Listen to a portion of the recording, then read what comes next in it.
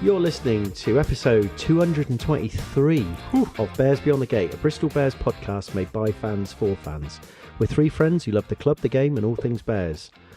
Well, boys, the European adventure came to a shuddering halt in Toulouse yesterday, as it's safe to say we got mugged right and proper.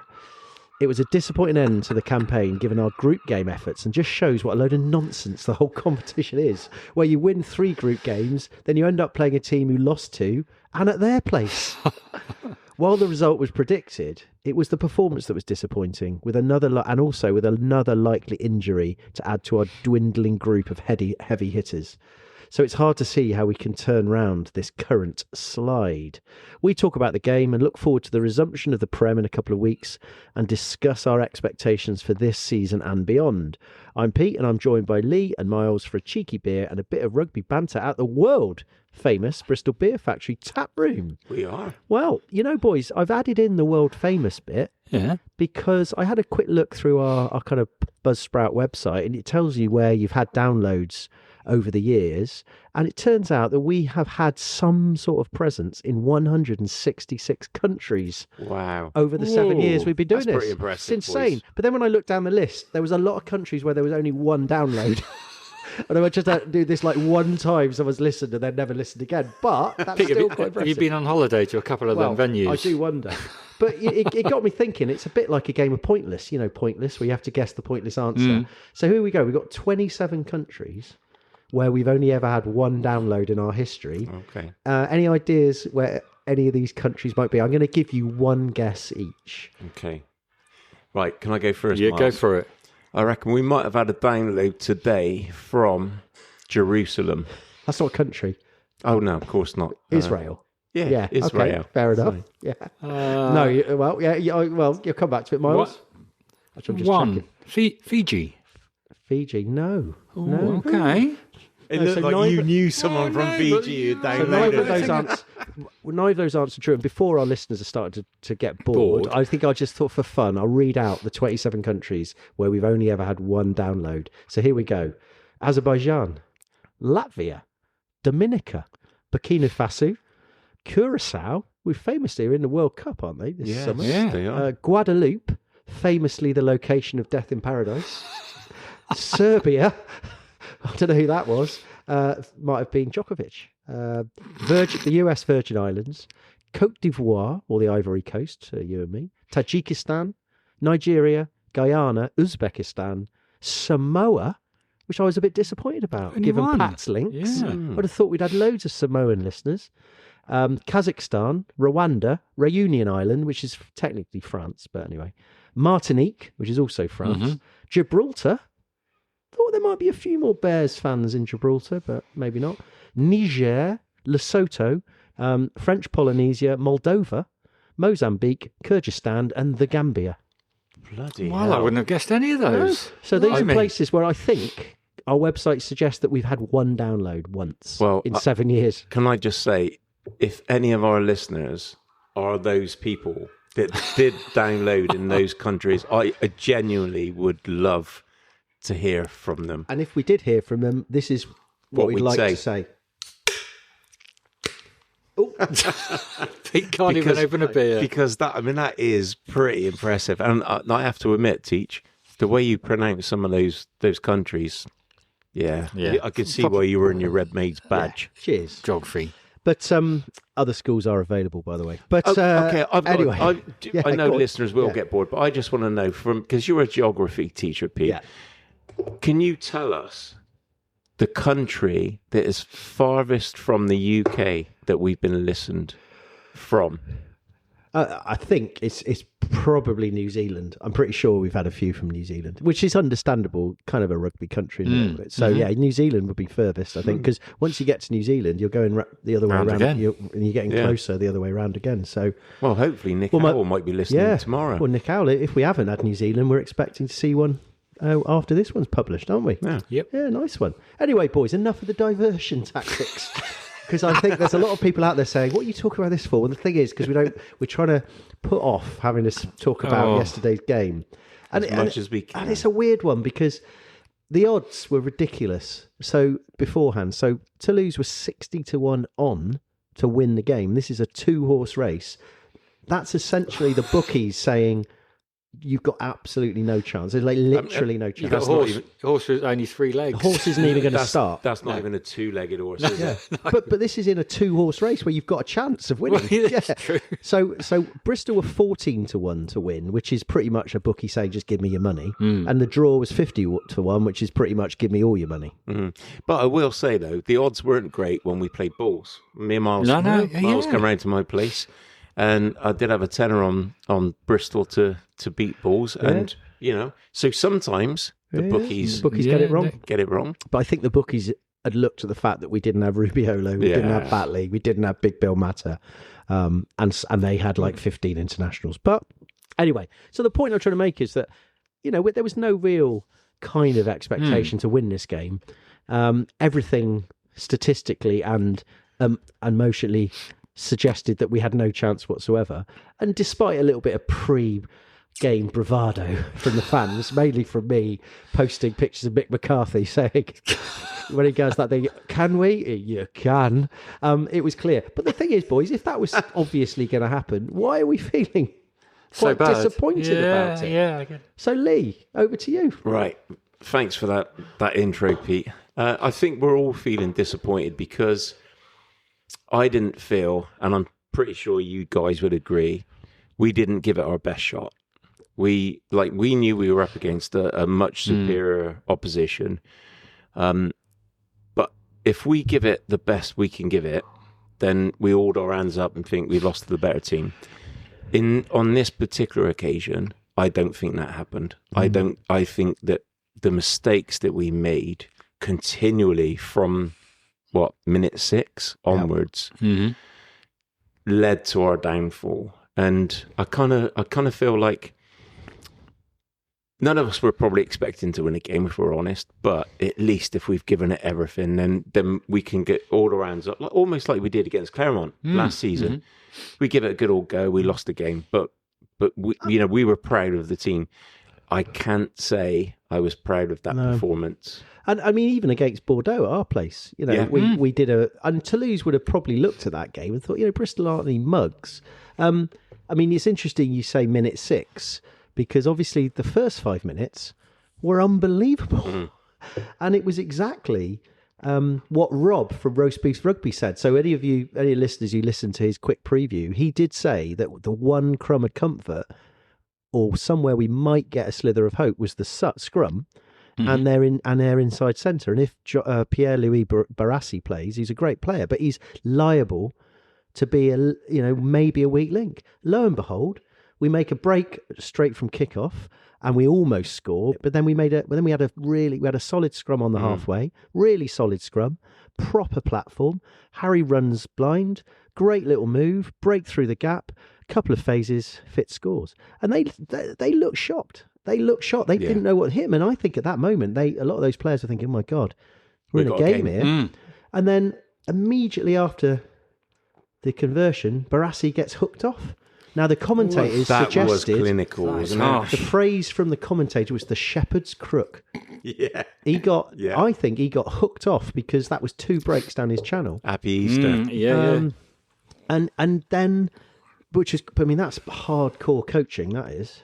I mean, and they brought on Santiago Chocobares, who just basically didn't ever let anyone go through a hole again, did he? It was almost like the coach admitting that he got his selection wrong straight away, because Rob from Roast Beefs did say he thought Chocobares should start, but he thought Barassi would. Anyway. But that is the beauty of having 2 players in the same position. 100%. And I know we've got a load of injuries again. I don't know, it almost feels like that's like every so often we're just talking about injuries all the time on the pod. Yeah. But 2 players, like when the player that comes on is actually stronger effectively than the player that went off, you know what I mean? You know you're up against a brick wall. And I think, what was you say what you think about it? I mean, you're right. I mean, we harp on, well, no, we don't, do we? Pat Lamb sort of suggests that our squad depth, despite a small squad, every next player is ready to step up and play in that position. And I fully support that, and there's absolutely that should happen. But what's been proved this weekend, that the support player be it injury or not injury, is not quite as big, as wide, as good, and that will come. But if we're playing at this level in the European Cup against a squad, and a team as good as Toulouse, it's just bitten us in the bum yet again, hasn't it? Well, it's funny you should say that, because actually I was just thinking I actually got Pat's post-match comments. Yeah, I got some stats. I mean, just for those people that... I mean, I can't believe that anybody who listens to this pod doesn't know what happened on Saturday, because they just accidentally... They thought it was a Chicago Bears pod or something like that. But, I mean, basically, we scored first. Unbelievable try. 7-0 up. And it was also under the sticks, which is always a good one, not in the corner. 7-0 up, and we're thinking, hell, I was actually thinking this could be a good game, couldn't it? And then, unfortunately, we drop the ball straight from the restart. They get a scrum, they score quite easily. Our defence looked pretty weak on the line. Then we get a penalty, give the ball away. Very quickly after that, they score again. And then on the restart from that try, they run from their 22 and run straight through us, and they score again. So they basically scored 3 tries by us essentially gifting them possession. I mean, watching it live, it was just... I couldn't believe it. The game was just gone. Well, I mean, they scored... Eventually, they scored 6 unanswered... I mean, they scored 5 tries before half-time, and they scored 40 points in 40 minutes. Yeah. And then, having said that, at the end of the game, they'd only scored 59. It was a 19-all second half. Yeah, but I think we could contribute that to the fact that they'd switched off because they knew the game was won. I mean, they scored 9 tries to 4, and 2 of our tries were right at the end. One of them was an interception, but then one of theirs was an interception. But anyway, this is what Pat said after the game. We started really well, but every error we made, they punished us. We gave them too much for free, and I think from our first 4 errors, they scored 4 times, and then we were chasing the game, which is never easy here. But I'm really proud of the boys. They stayed in the fight. It could have got really messy, but we came back with some tries. And then after that, he said, we just made too many errors and got punished, which is what happens when you play the very best teams. I know the character of this group, and the boys will keep going, and everyone is pretty disappointed. At half-time, we said, let's just get rid of what happened in that first half and really take it to them in the second. We still made a couple of mistakes, and you just can't get a team... You can't just get a team like Toulouse the foothold like we did, or give the team. So he's not wrong, is he?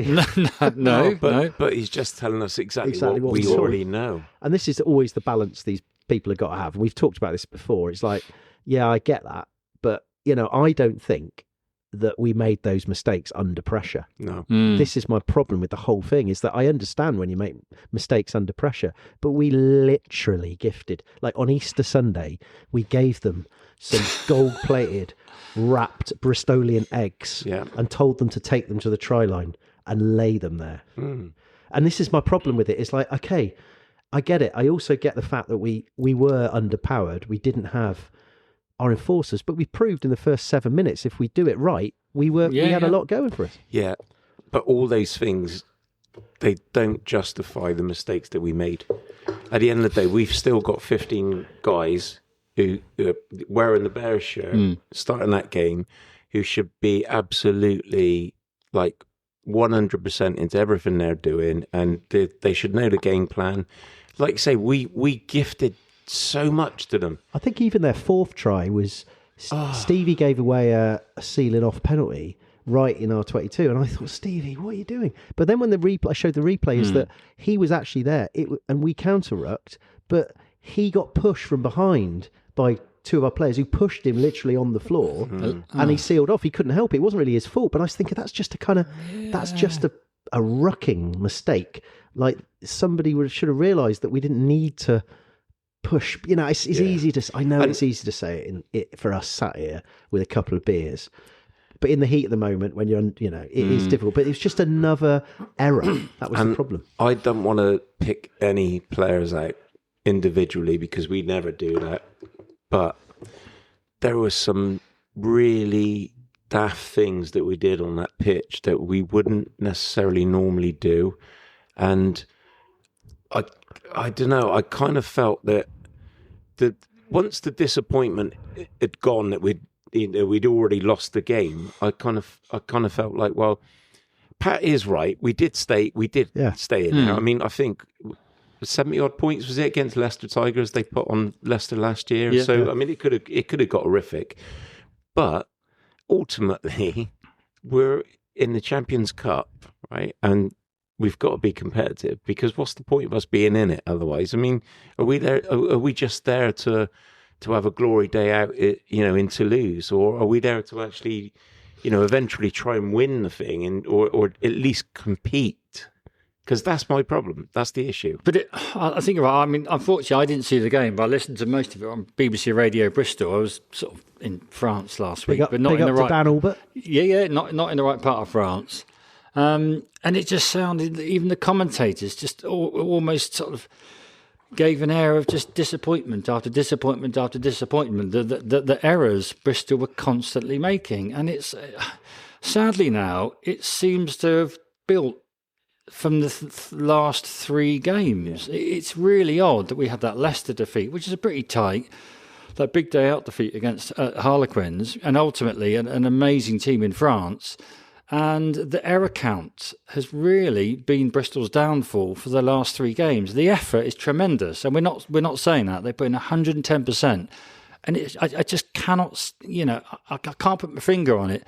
But the errors at the completely wrong time, the missed tackles, some of the defensive errors that to you and I seem like, if I'm being taught by a proper defence coach to be in the right position, how can I not get that tackle in? And it's just painful to watch at the moment. I just need to turn it around, and it's hugely disappointing. And I think one of the answers to this is quite simple: is that we're not as good as we think we are sometimes. And actually, we've got we had a fantastic, really pre-Six Nations season where we eked out some good games. We kind of had an underdogs mentality, didn't we? And we dealt with those injuries, and we eked out some good victories. And we didn't get many try bonus points, mind, but we eked it out. And then we've had that gap, and we've had these three now serious injuries: Batley, Rudiolo, Mata, and they are a massive part of this. Yeah, of course. Because you've got to create some sort of go forward or whatever grunt, but it's just equally. It does look like we've had the break and we don't know each other anymore. It feels like it feels like we've never played together. It feels like we've never played as a team together, doesn't it? At the moment, it's this thing. The mantra is that every player gets 10,000 touches of a ball in a week, but we're throwing the ball at people's heads under not a lot of pressure, or we're not kicking the ball through when it's obvious that you should try and why are we trying to beat Toulouse from deep? Like when they're just lining up to pick us off. They're probably the best team in Europe to counteract that. And this is also the question to ask: is that we didn't, we went 2 tries down, but even when we went 1 try down, unfortunate, we still tried to run them from deep. It's but the only reason we scored that first try is because we had a platform, a scrum. We weren't flinging it, and why is that? And I don't know where that comes from. Is that just the mentality or the whatever? But this is going to sound really controversial, but we're here for our opinions, right? There's got to be something wrong with the coaching setup for us to have continually played the way we played when it wasn't working. And this hasn't just happened yesterday. Mm-hmm. This has happened on a much more permanent basis than I'd like to admit. Although we could, to caveat that, you're right. Up to the Six Nations, we were all saying, actually, we're playing quite well. We're playing pragmatically. We're playing to the conditions. But we didn't play like that. But we did yesterday. The last 3. No. We haven't. No, we haven't. And this is the question. Now, we don't know the answer, but something's not quite right. And you can't just blame 2 or 3 players being out. Anyway, I think we're kind of saying what I imagine a lot of people are thinking. It was basics. There was an element of tactics, obviously, like we said. I felt as though there were times where we should have just tried to push Toulouse back into their 22, because I think we've even heard, I'm sure I've heard people, even coaches saying that we've got to get into the, I know that's England, sorry, that's Bournemouth, saying we've got to get into the 22 to score. But it's actually quite a basic point. It's actually quite sensible, especially against a team like Toulouse. Yeah. You're going to really struggle to... the one thing that I felt when I watched Toulouse is the way they were constantly pushing us back. Yeah. You know, even like a meter, you know, backwards. The forward momentum that they had just gave them the basis to play, Yeah. and it kind of felt like we couldn't stop it.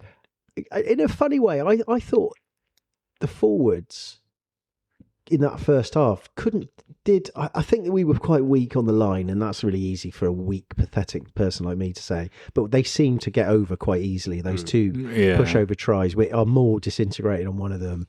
Jack Willis got over with about 5 people hanging off him. Malvaca got over. I think when we in the past, we felt as though we've defended our line quite well.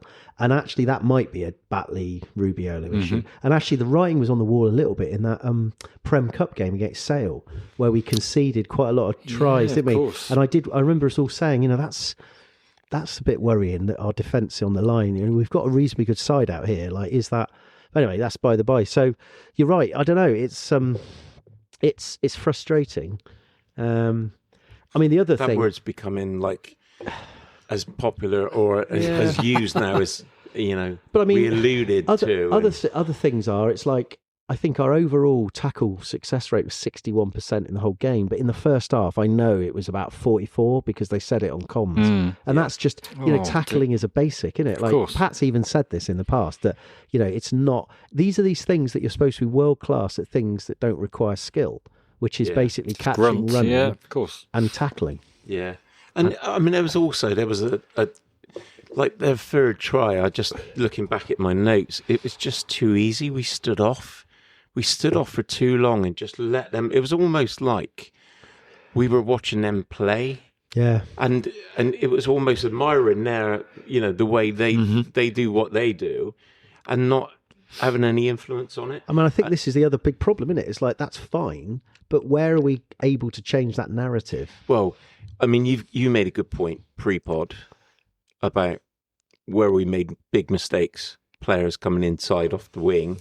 Yeah. And, I mean, do you want to mention that? Because I think, thought it was a just brilliant talk shout. about basics. I mean, clearly the basics weren't there. And I said earlier, it didn't feel like the basics were being done with no, you know, they weren't necessarily under pressure, but there was at least 2 situations where we had people biting in when they should have been trusting their inside defence, and that led to tries. Now, that to me is like, that's kind of basic, and I'm sure the players know that, but obviously that therefore is a communication issue. Yeah. And nobody's really, like, if you're a winger and you know that your wing is out there and you've got someone, you've got to be being told by your inside defence to, you know, we'll get him. Of course. Yeah. And there was one time, you know, and I think it was one really obvious one, because I can't remember what it was, but it was pretty obvious that the inside defence were pretty close, and the winger didn't need to go in. But no one's obviously told him. That would be, and it's just little things like that. But maybe it's easy for us to say when you're not in front of 32,000 French fans all shouting at you. But that's kind of the basics of defending. And I think people playing in the positions they're comfortable in makes a big difference. Wow. And I'm not sure we've got players that are playing in. It feels like we're kind of fitting a few, not round pegs into square holes, but some slightly, like a 50p piece into a round slightly hole. oval shape. It kind of fits. I'm really forcing it. It kind of fits, but you get there halfway and you think, oh, I better just keep going and stick it down. It's probably better. Yeah, it's a difficult one. I mean, it is, and I think, you know, I'm just wondering whether, you know, I don't know. It's difficult because you do what you can. So anyway, what else we got? Well, I'm going to lighten the load a little bit. Well, something cheery. Because on 30 minutes, I heard over the tannoy that Zombie by Cranberries was being played. Ooh. And at that point, I actually thought... That cheered you up, did it? Well, it cheered me up because I thought we actually were playing like zombies a lot of the time. So that was... a bit harsh, wasn't it? Well, yeah, it was very harsh. But I just thought it just... Did the French comms, we thought it was just... It got the wrong country. So it would G up the Irish. Possibly, I genuinely think you're right. I think they think that Bristol's in like Ireland is like British Isles. So we're all basically basically the same, like with that load of annoying people that are off the kind of coast of Europe, forgetting even that Ireland got more in common with France because they're in the EU. So I genuinely think that was just a French geographical ignorance coming through. And we will talk a bit more about that in the second half, won't we? So anyway, I mean, let's get on a bit. It was clearly all over by half time. It would have been an unbelievable comeback, probably the biggest comeback in the history of any sport, not just rugby, in the history. Even going back to the Gladiators, it would have been his biggest comeback. Even more than Lester Piggott? Yeah.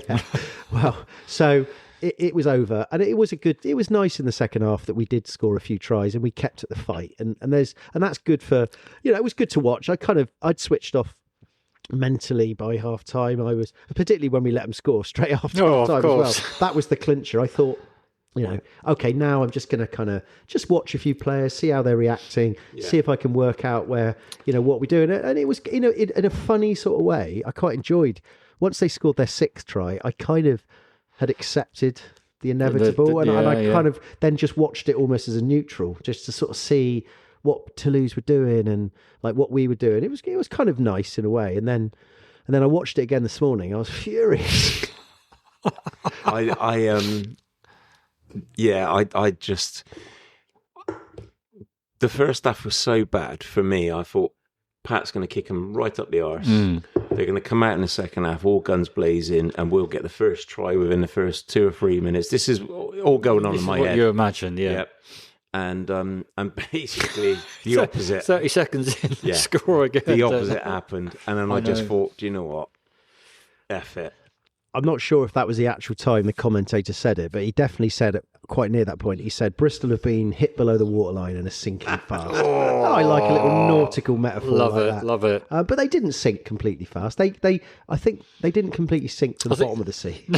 There was a little bit of the. It wasn't a Titanic moment. Not really. It was like the little bit. Torpedo just knocked the propeller off. And we were in the shallow water, so it hit the bottom, the Bristol boat, and then a little bit of the mast. It was just poking up out of the sea. It was like that. What was the Queen? Was it the Queen Elizabeth? There's still like hanging around in Hong Kong Harbour. It was a little bit like that, wasn't it? Yeah, absolutely. We were still there. We were still hanging. I know. And unfortunately, we weren't like we weren't the Golden Hind or the what's the one? Bloody Nelson. What was his one?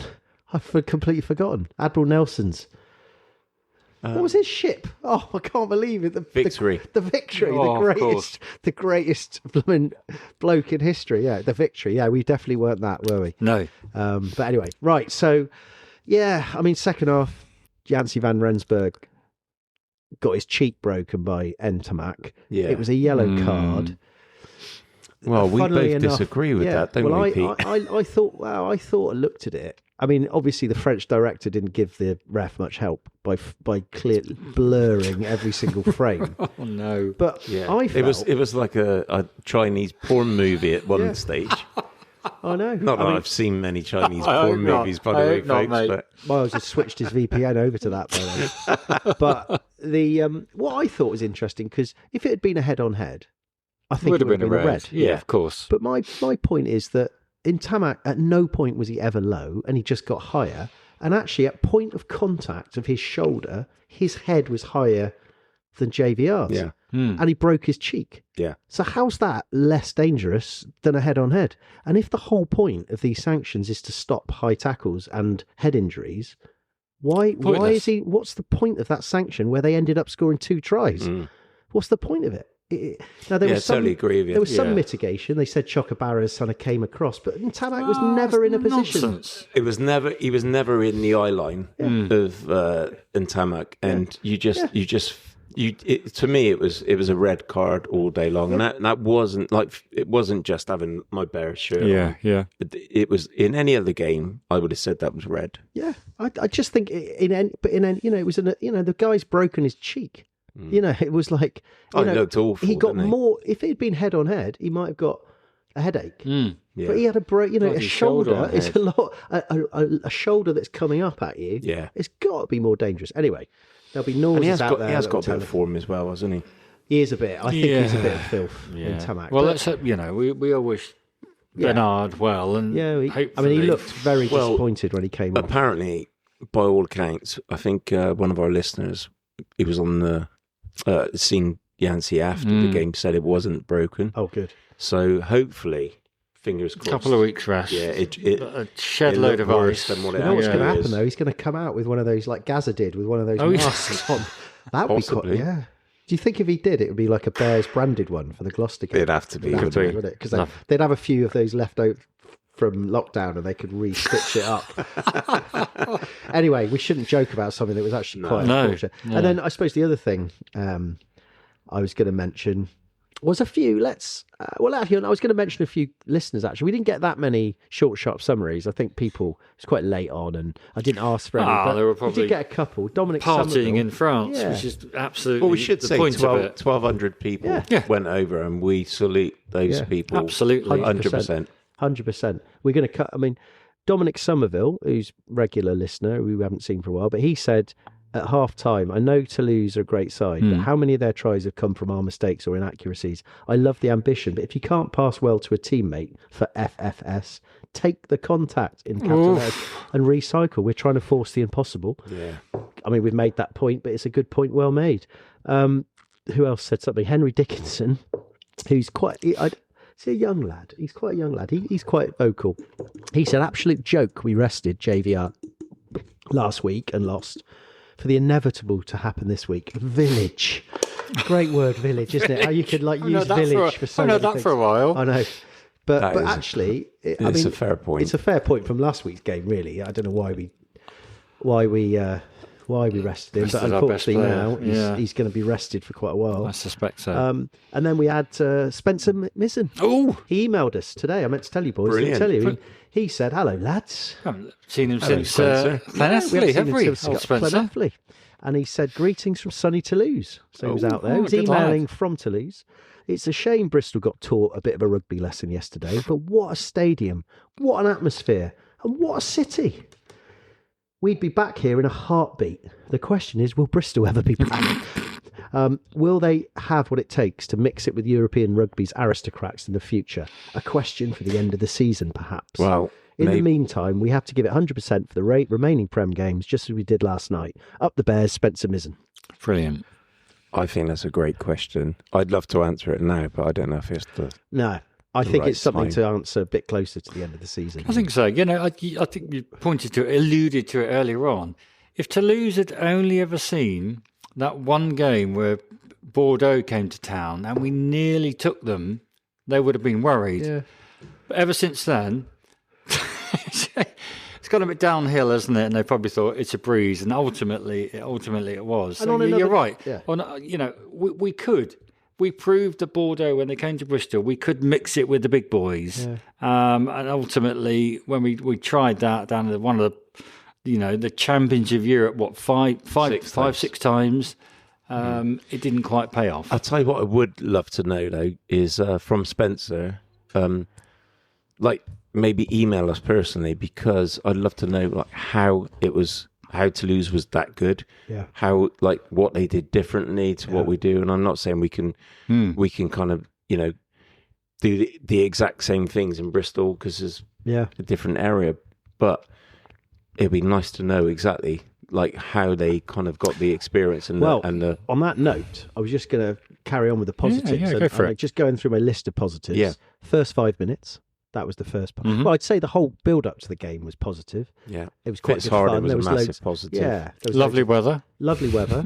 Fitzharding, one mistake, but then scored a try again. Another, he's become our go-to grunt merchant. Yes. And we just never gave up. And I think he would have got a lot of respect from that French side. Massively. There was one for those university buffs out there. There was one nice moment where Fitz stole one of their lineouts because he's not normally a jumper, but anyway, No. he stole a lineout and he stole it off Thibault Flamand, who famously was at Loughborough University, and Fitz was at Durham. And I wonder whether that's not the first time they've played each other, because they wouldn't have played each other Bristol Toulouse, because that was the first time we've ever played Toulouse. But I did wonder because Flamand was at Loughborough, and I've got a feeling, I don't know whether it was the same time, but I thought it was a nice little moment. It was a little Bucks moment, and Fitz got one over on Flamand, who's England international, French international. So the other thing, I thought Jimmy Williams is kind of a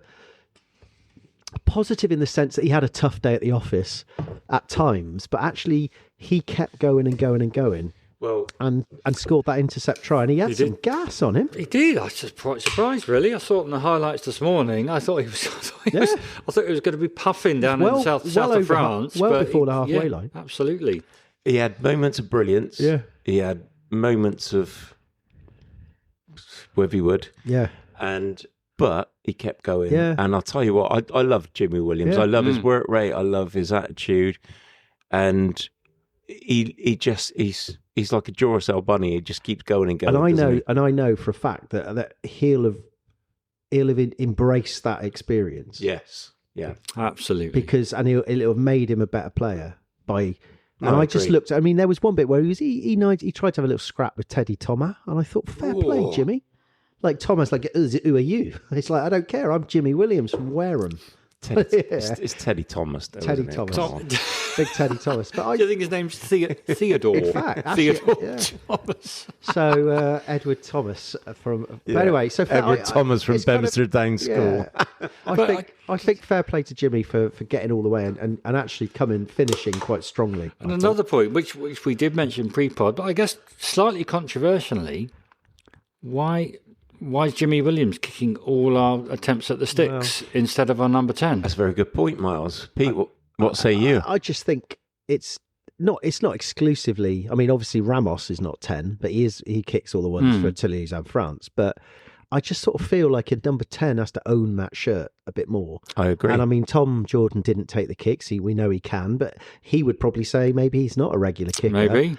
Because obviously for Scotland, Finn Russell does it. 10. And he hasn't. And again, it's like, well, I sort of feel like if you're the person taking the kicks, you want to be in the thick of it. Like maybe Jimmy should go 10 for the rest of the season, because he also he's very good with ball out of hand as well. And I think that was something we felt there could have been a little bit of pinning Toulouse back with ball out of hand.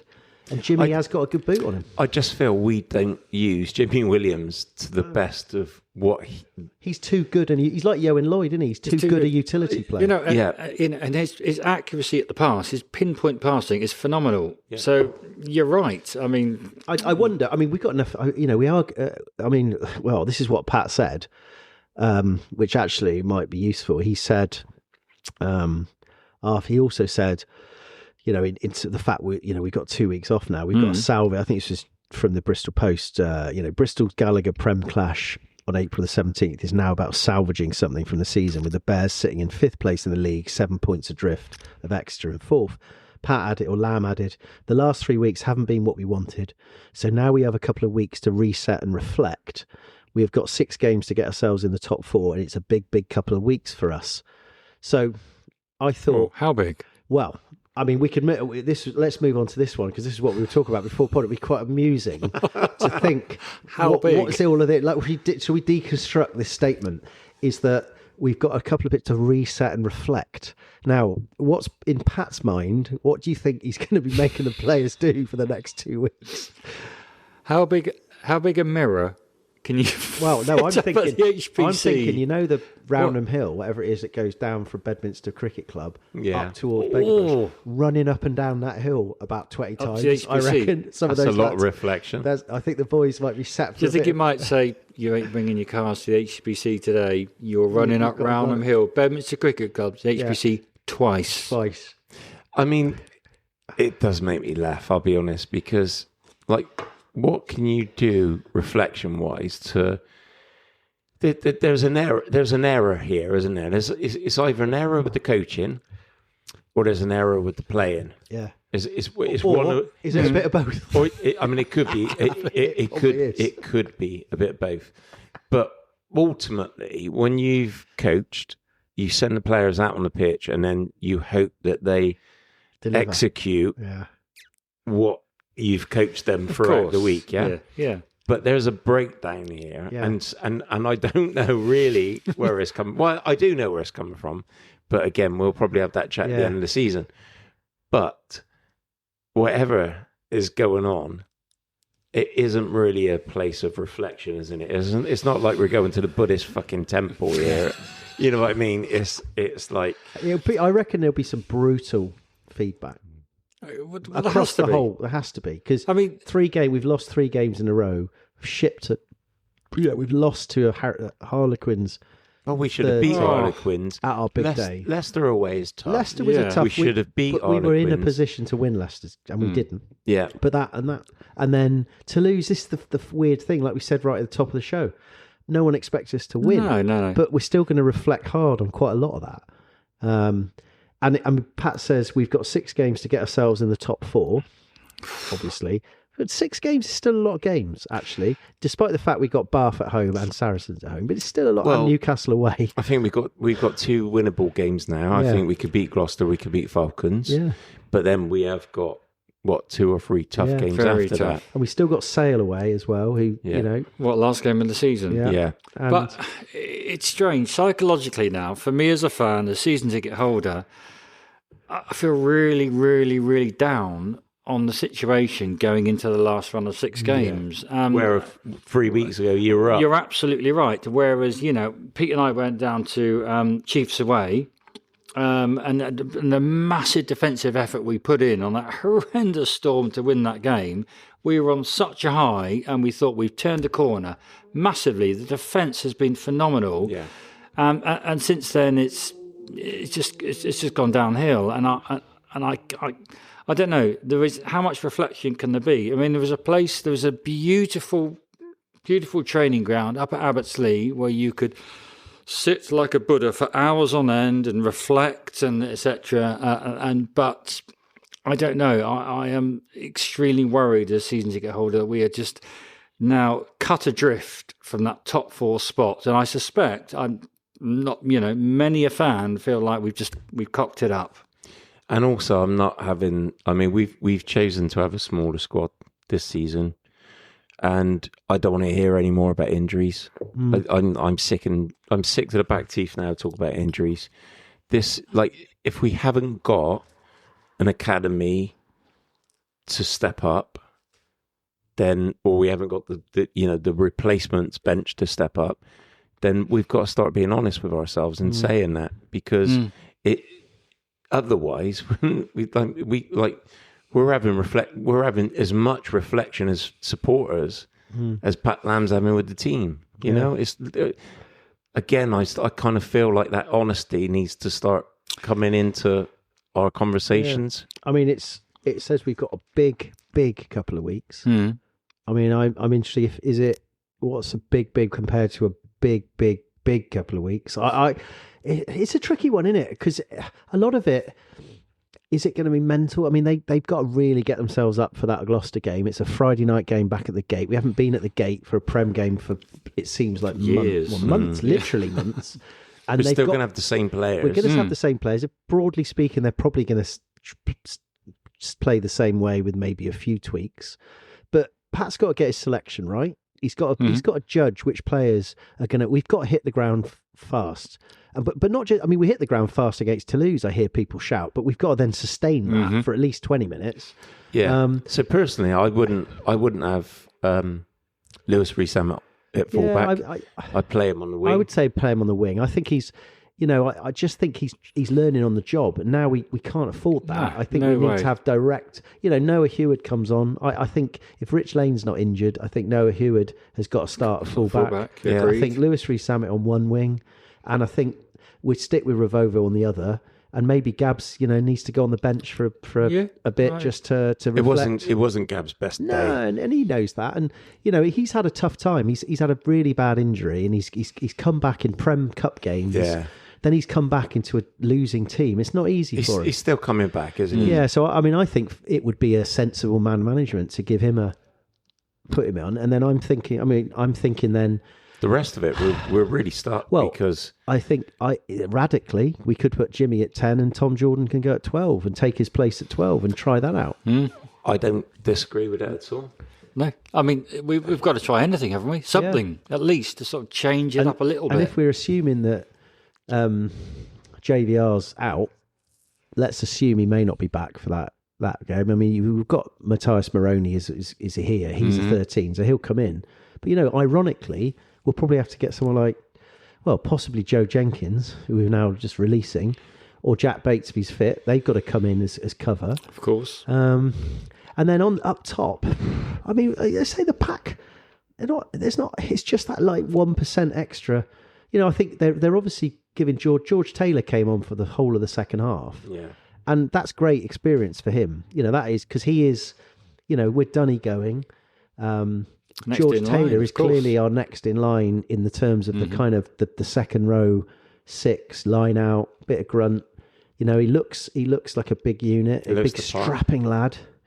So that was good, but he's got to stay involved for this to get his experience. I mean, he's for next season really, but he's potentially someone that we're talking about that will be our somebody who's on a par with the grunt with a bit of mobile. So, I will, I'm jumping forward a little bit here, but I will say for next season now, the fly-half position really worries me. Yeah. Oh. It really does worry me, and I feel if we don't get something sorted out at fly-half for next year, we're going to be... Well, we've got to assume that that's it for Adj, isn't it? I mean, he's not going to get another contract. As much as we hate to say it, yeah, I think you're right. But it just doesn't feel... No. I don't know. There's no way in the world a professional outfit can come in to a new season. No. As much as Sam Worsley's done great, Tom Jordan, I don't know if that's his best position. No, I don't know. Okay then, boys. Well, I think we've done that to death. We've reviewed quite extensively a game that we got hammered in, and we've kind of had a little think about Gloucester. But I think we'll probably do a preview one next Sunday with maybe a special guest that we were discussing. But we'll come to that. But anyway, Lee, we've got a couple of AOBs, and you've had you've got your calculator out recently and got your little pencil. Your Grinch and you want to mention out. something about our financial results? Yeah, as a person who's had a lot of dealings with HMRC in the past. Or not. Hello. I'm going to say this is all from Daniel Clark in Bristol Live, but just wanted to mention the Bears kind of they've had they've reported a pre-tax loss of 5.6 million for the 24-25 financial year, but I want to just say you look at that at face value, you think, Jesus, sounds a lot, doesn't it? We're struggling. But there's a lot of positives. I mean, I wanted to mention the positives, and I think Tom Tainton as well, we need to doff our cap collectively to Tom. One of it was turnover was up 600,000 to 11.1 million. Not from 600,000 to 11. No, it was an increase. Yeah. And that was literally due to improved match day and merchandise sales and ticket income from obviously the big day out. Mm-hmm. So I do feel like that is the big That's pretty good. It drilled down quite specifics. I like that. Absolutely. And Tom Tainton, to quote Tom, we continue to earmark opportunities to grow revenue and reduce, I can't even read my own writing, costs as we strive for financial sustainability. We have a clear strategy to deliver on these objectives over the next 3 years, right? Yep. So that's good. Yep. We all that's a plan. Sounds good. The average attendance, which I thought was really impressive, increased by about 1,400 people to 21,439. And that has been driven in part by youth sales, which is, this is about how big it is. 17.6% now of the total crowd is 24 or under. Yep. Right, which I thought was pretty impressive. That's our future. The highest in the club's history. Yep. Right.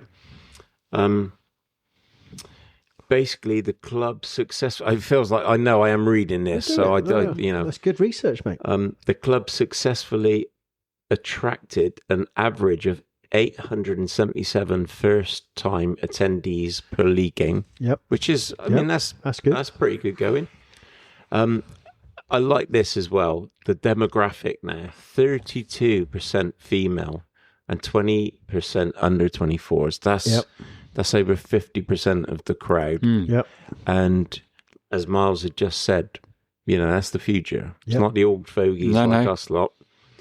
And I think that was it, fellas. No, I think that's. But good. that's good enough, isn't it? Well, I mean, the rest of it's all negative about the game. So is the rest? You're right. I mean, that's really encouraging, isn't it? Statistics. Yes. The young, the demographics are just changing across the board and growing the game and attendances.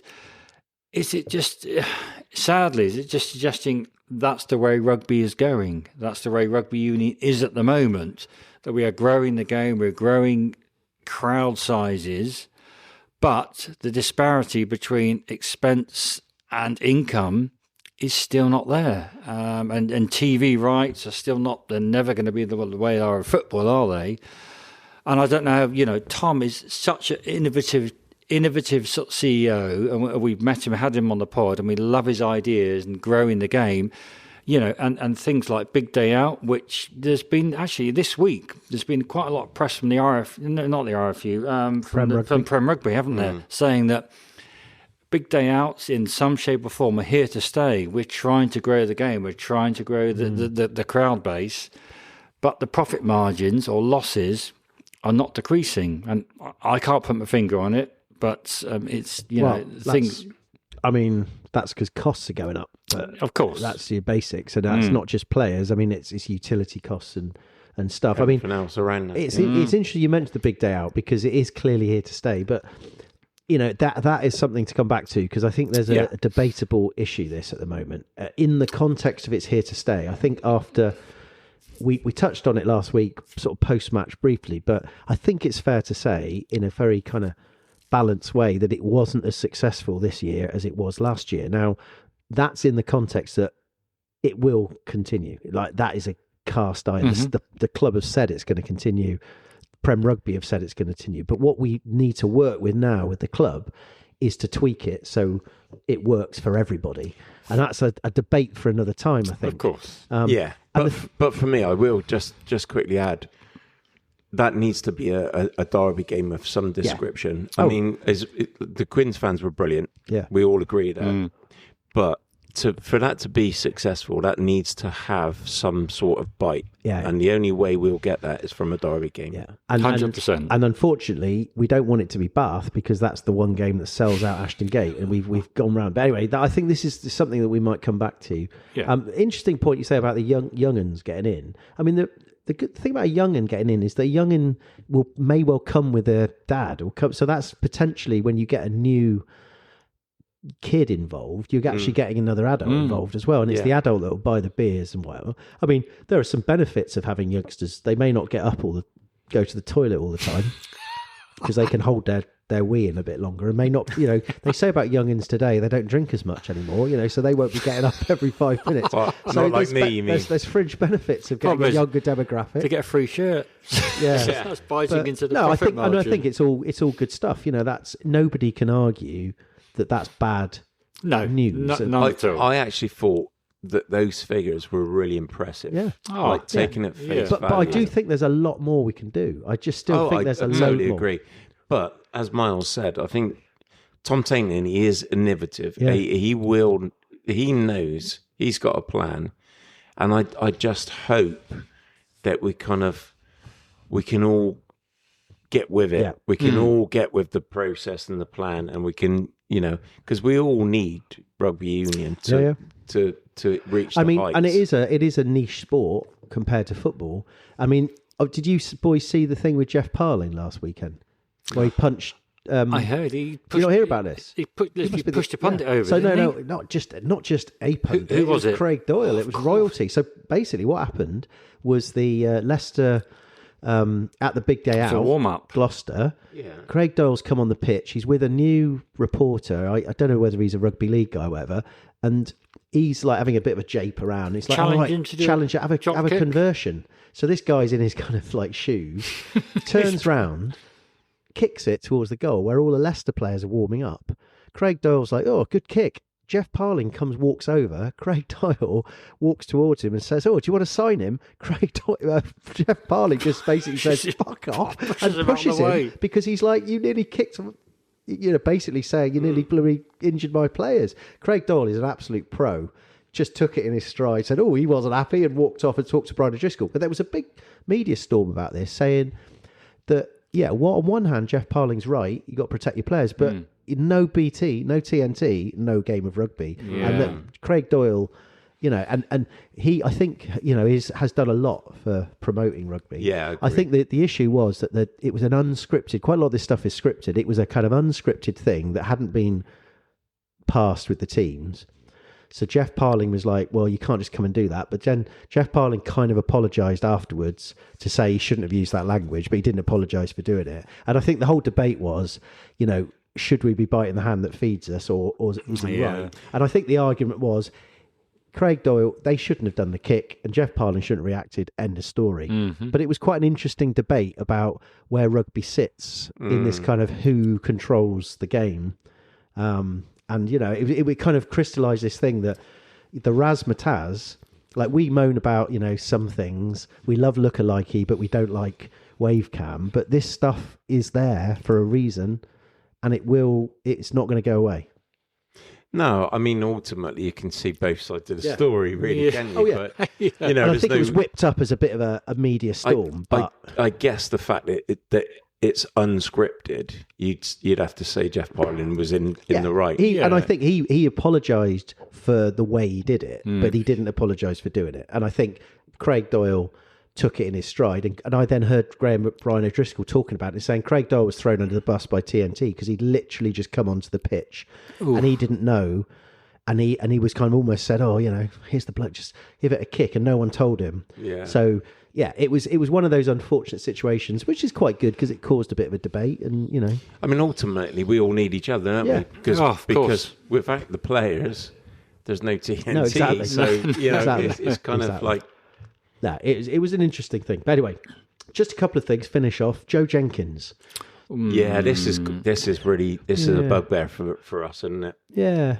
Can I? You go for it. Take it. Miles can follow. Right. So we've got a player here who we've brought through the academy, who I think personally is potentially a world class player, an international class player, and we've lost him, to Leicester Tigers. And can you two fill me in on why we've lost potentially one of the best centres that we could have in the next 5 years? Well, I can tell you, based on the quote that Pat said, was that we didn't offer him as much money as Tigers. We didn't want to leave him. That's what Pat said. It's quoted in the Bristol Post. We didn't want him to go, but we couldn't match Tigers' counter-offer. So we'd offered him something.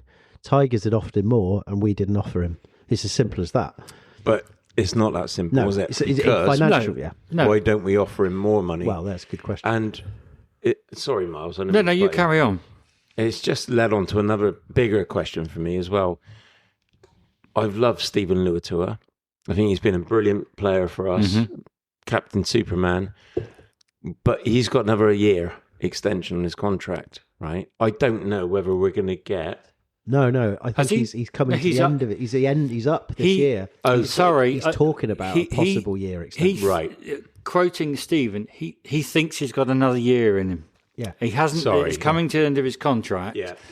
And we can only guess that he's on quite a fairly good wage. And I think his children probably missing their grandparents back in New Zealand. I think, quote Stephen Luatua. And we would agree he's been a bit injury prone. So this would lead back to, why we've released a player, because we haven't actually seen him play for Bristol, have we? He's been, injury prone, but injury prone at the time when he's been developed, and potentially we've seen him play, and he's been remarkable.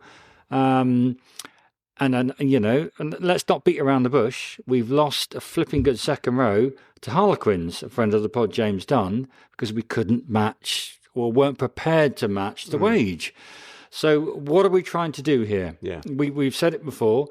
we want to go and play with the big guns against Toulouse and Bordeaux, but we're not willing to pay enough to keep the big players and the big squad. Well, this is a result. Other teams are prepared to pay that, and we just lose them. So does that mean we just sign off next season as well then? Well, because that's how it sounds. I mean, the Right. argument he said. So Pat's in the same article said that we have Victor Worsnip coming through, so they're looking at Victor Worsnip as the kind of new Joe Jenkins, who's been playing for England under-20s, and he did mention Matthias Moroni, and I was thinking, see, that's a bit of a false thing because he was just a injury cover. Injury was, Yeah. And actually, are you saying that we're going to then pay him more, like another 2 years? And Yeah. he's a 35-year-old, and Yeah. he's a journeyman, and he's a great bloke, but he doesn't really care about Bristol. No. I think the other angle to this is Joe Jenkins is Welsh, though, isn't he? And I think there's this whole English qualified thing that we haven't. This is the problem that we got to balance. You're supposed to have an average of 15 English yeah, players you over an are. average, and he is potentially not going to add to that. And obviously Moroni's not either, but I think he's looking at someone like Victor Worsnip. I mean, Pat, and even he mentioned another guy, Will Moore or something. So they're, looking at the future. It's all well and good, but you're right, it doesn't win us anything at the time. And what we need is a really good centre playing regularly next season. I mean, my only thing I'd say to Joe Jenkins is he's going to a club that's already got a lot of centres, and Orlando Bailey, who went from Bath, a bit like him last year, has now established himself. So Joe Jenkins is going to struggle to get game time at Tigers unless they have a serious injury crisis, because they've got Will Wand, they've got Bailey, they've got Parisi, they've got Kata. They've got 4 centres ahead of Joe Jenkins. So I'm not 100% sure that was a great career move, but it was definitely obviously a money move. And I mean, the thing is, it is worrying that we're losing these players financially, or because of financial reasons. But it doesn't feel to me like I don't get the we've got these players coming up, so we don't need these players. Do you know what I mean? Yeah. If we're going to win something... It's like a Ponzi scheme. You never actually bloody use them, do you? If you're you're constantly bringing them through. Yes. Yeah. And it's like, well, hang on, where did everyone go? Yeah. I mean... And then it's like Billy Searle. He ends up at Leicester and he's playing better than... And I'd pay money to get him back to Bristol next season. Absolutely.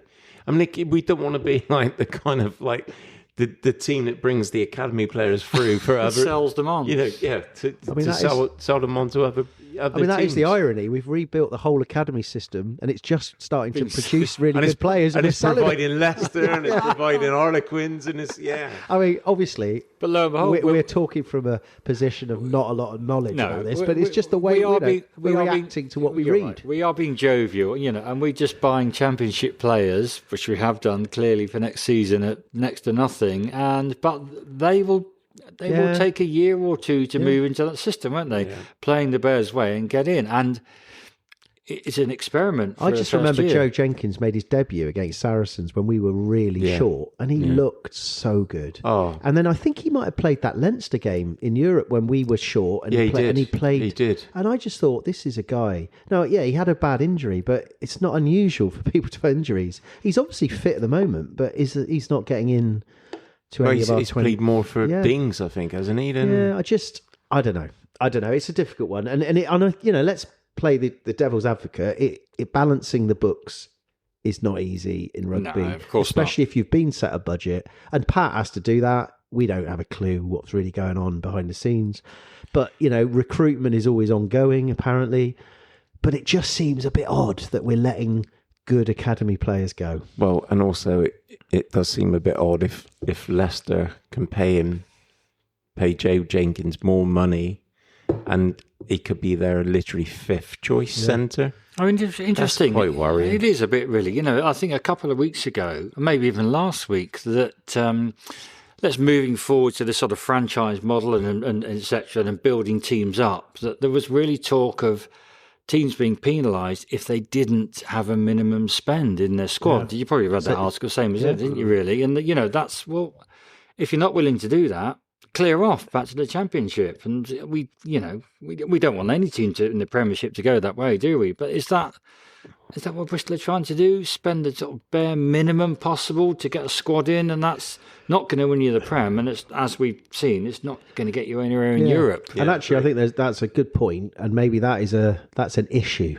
for discussion at another time. I think, which would be maybe we'd have to try and find some experts to help us give different viewpoints. But the irony is, a lot of the Bristol City fans who think Stephen Lansdowne, they want Lansdowne out because they think that he cares more about the rugby than the football now. Actually, like we've just proven, that point isn't valid at all, is it? So. I'll tell you what, there's a good chance that we'll get Roy Hodgson as our new DOR in about a year's time. Might get us a win first game. Can you imagine? Like, here's a good thought. Like, what football managers of that ilk would be good DORs? I got one straight away. Got it. Sean Dyche, because he's an hard bastard. But you see, Roy Hodgson has come in to Bristol City, and I'm sure there are a few dual listeners here, but this is quite a funny thing. I mean, I watched that press conference. I was fascinated to watch the press conference with Roy Hodgson, which I found a very interesting watch, and for other reasons. The CEO was quite weird, I thought. But anyway, like, Roy Hodgson said he basically knows nothing about the Championship. Bristol, nothing about the Championship, nothing about being a sport director, nothing about Bristol. He knew nothing. No. But he came in and they won the first game. And he came in and he probably did one training session and thought, you look like you should go there, you go there, you go there. And it's almost like that would be quite funny if you got I mean, I know Gareth Southgate has done a bit of, he went into the England World Cup squad once and get Big Sam Allardyce in. Well, can I just say, though, as a City fan, I know we're talking about football now, just really quickly, Roy Hodgson obviously is famous for being the England manager that played Harry Kane on corners, right? Well, he did in the first game in charge against Charlton play Emil Rees taking the throw-ins, the long throw-ins. Yep. So that's the striker, right? So, but for our dual fans, we should say, I mean, Stephen Evans has done a great job at Ravers, so maybe Steve Evans might be the DOR for Bristol Bears next season. I mean, I know a little bit about Steve Evans. He was that Crawley. He was the Boston or Crawley man. He was a Crawley manager, big, and he's lost about 6 stone, hasn't he? And he looks like a. And that was before he got to Ravers. I know. Jeez, I don't know. You boys are digressing totally on the wrong shaped ball for. I know, but it's actually quite interesting to think about what would be a good football man to come into rugby. And he needs someone tough. Do you think there are any football men out there that know anything about rugby, or are they so not interested? Stuart Pearce. I think Stuart Pearce is. He's done the rugby union. He's done the rugby league. Yeah, he's a massive rugby league fan. Is he? But he's a Cockney. Huge. Yeah. I know. He's from Wealdstone originally. I learned, talking about Stuart Pearce, on the radio today, I was listening to the FA Cup West Ham Leeds, and it was Jonathan Pearce, Bristolian Jonathan Pearce, legendary Jonathan. I mean, I've forgotten how fun it is watching him on the radio. Yeah. Or listening. And it was him and Colt and who's the bloke? Carlton Cole? No, the Cockney, the place for Ireland. He played for Crystal Palace. He's hilarious. He's the Clinton Morrison. He's the most, makes me laugh. He's just a cliche man through and through. But anyway, Jonathan Pearce and him is a bizarre combination anyway. Yeah. But Jonathan Pearce said that Stuart Pearce wore the same pair of shin pads in his whole senior career that he wore when he was a kid. No, really? And I just thought, what? That is insane. Well, especially for some of the tackles he put in. Well, I never fancy tackling. But that's the sort of man you need in Toulouse, don't you? On a Saturday night, is like, boys, this is how you do it. You don't muck around. You get your old-fashioned shin pads in, you roll your socks up, and you get stuck in. I mean, they were made of Sheffield steel, we should say. It's funny actually why rugby players don't wear shin pads, isn't it? It's like footballers do. Do they? That's the thing. No, they don't get booted. No, I suppose so. Chin shield. Chin shield. They should get chin.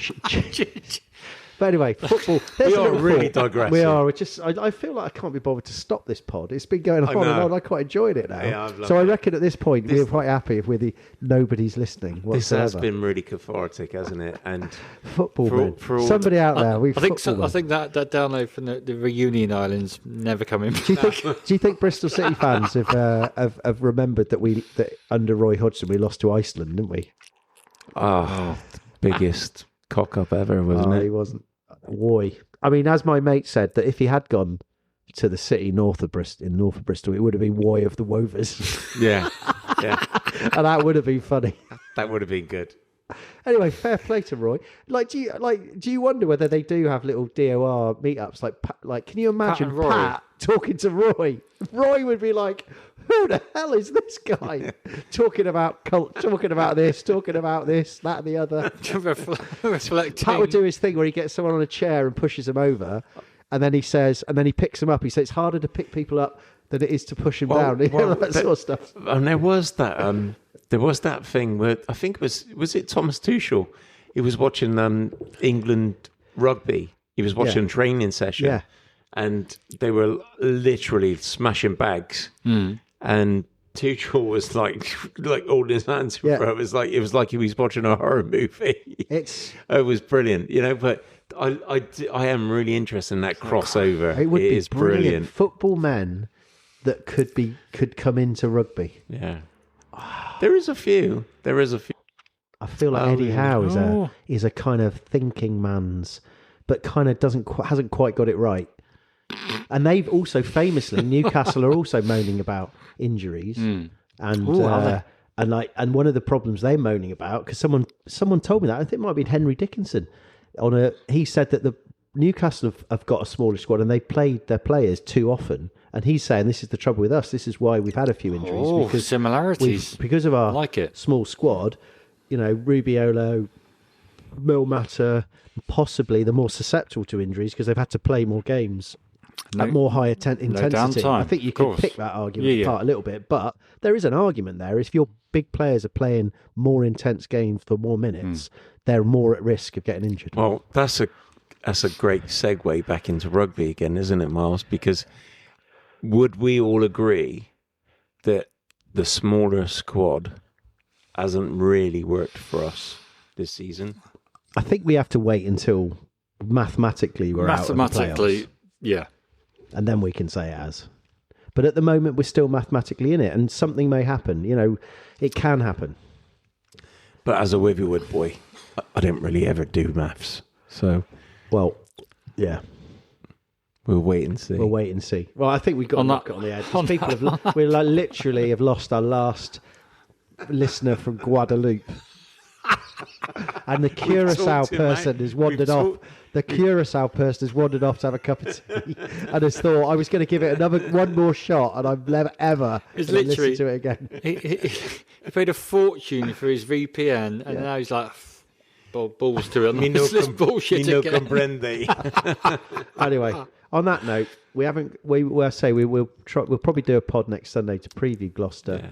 And we'll go off on less of a tangent, probably. We hope we've cheered you up a little bit, Bears supporters, listeners. I'm going to have to edit some of this, to be honest. There's a lot I have to chop out some of nonsense. This. But anyway, or maybe not. Maybe let's just let people edit themselves by pressing the pause button. That'll be fine. Anyway, on that note, have a good week, stay safe, and up the Bears.